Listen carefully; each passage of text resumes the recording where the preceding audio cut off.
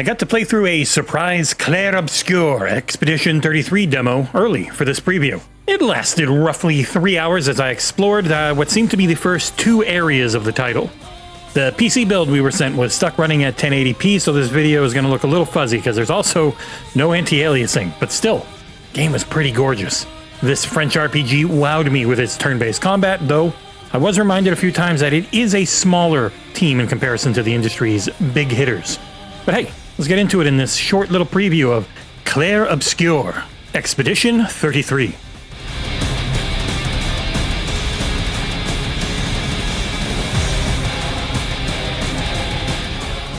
Expedition 33 has a really cool premise. Every year, the paintress writes an ever lower number on her monolith.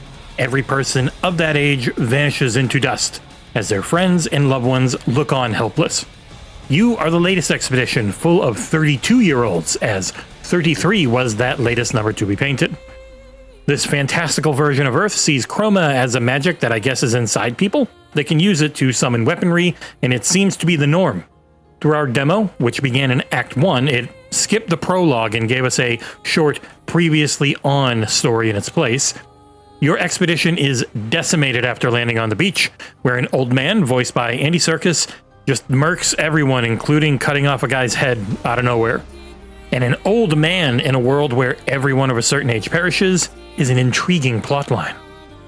Kepler Interactive have helped get top-tier voice talent for Sandfall Interactive's project.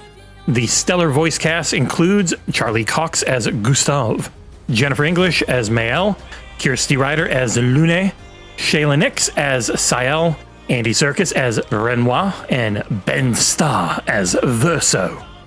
You will meet and play as Gustave, Mael, and Lune in this demo. The others showed up in a slickly edited trailer that played once you defeated the final boss. Because for those who don't know, Clair Obscur Expedition 33 is a French studio's take on the classic JRPG. While movement in the game is fully third person when you're exploring, and controls as you expect, the combat's completely turn-based. Every character's got a slew of stats, the most of important that I found to be agility. In the top left of the screen, you'll see the turn rotation, and the faster your character, the more often you get to move. All characters can also free aim and shoot by holding down the left trigger and clicking the right. Pretty standard.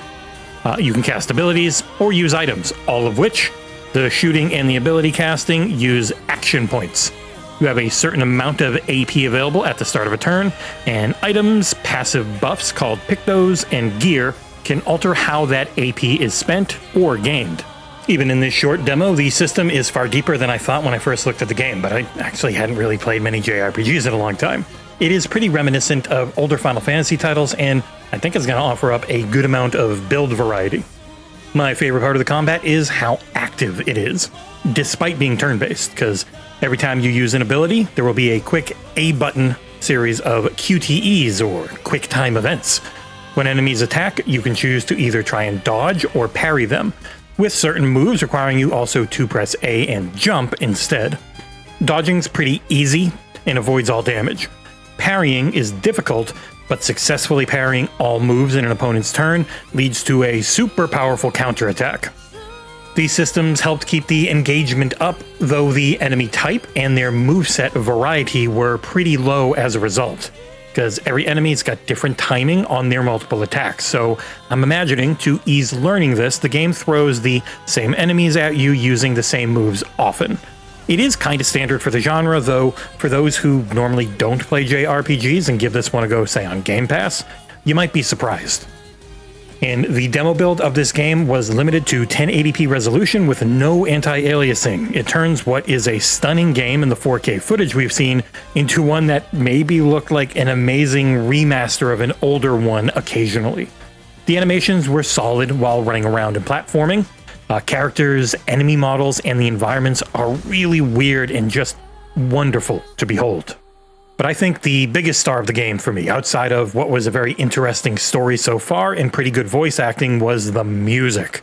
Every song is some variety of banger, with several genres hit depending on the situation. One of the best parts of JRPGs is the music, and Expedition 33 has that part nailed right now. There is a lot more to this game than I thought when I first saw it. The world map, gear system, and seeming length of it has me excited for its late April release.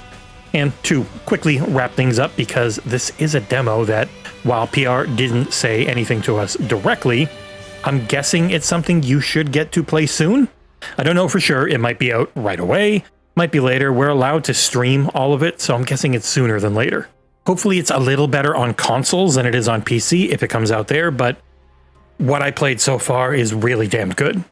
Clair Obscur Expedition 33 arrives on PC, PlayStation 5, and Xbox Series X and S and is a Day 1 Game Pass game this April 24th, 2025. So keep an eye out on XboxEra.com for our full review closer to launch.